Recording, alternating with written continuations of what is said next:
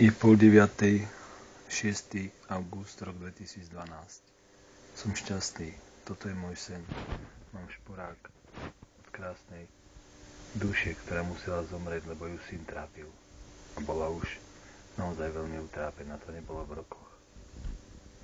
Aj týmto bolo, ale no, tu mám lekvár, ktorý mi zavarila mamička so sestričkou.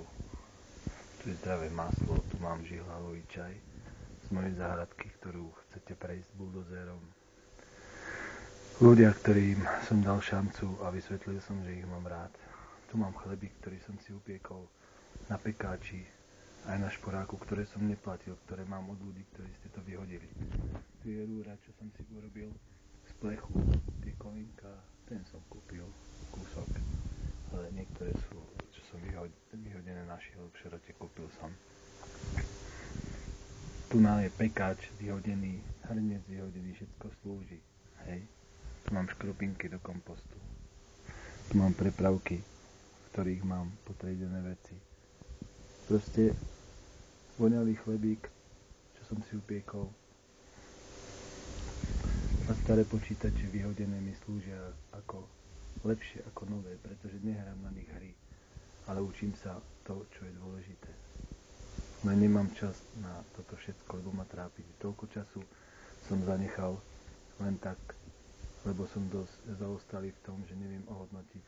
Nevedel som ohodnotiť, ktorí ľudia má význam s nimi komunikovať, ktorí sú takí, že moja energia, moja láska, všetko u nich má význam, aby pôsobila. Takže mal by som začať teraz rozmýšľať naozaj, komu a ako sa venovať, pretože je to strata obrovská času. Môžem si piecť, variť, pestovať, chodiť tam do sveta, kde ľudia ma majú radi, keď im spievam od srdca s láskou. Takže tak, voňavý chlebík ráno, čo som si sám upiekol, krájam si, idem sa najesť. Ktorý som si upiekol z múky a z drožďa, ktoré museli vyrobiť pracovití ľudia. Kúpil som si droždie v pekárni Pavúcké, kde pracujú veľmi príjemní ľudia, a múku v Kauflande, kde tiež je personál veľmi príjemný. Chodím tam rád. Takže lúčim sa s vami, Juraj Stav, Šimko alias George Christopher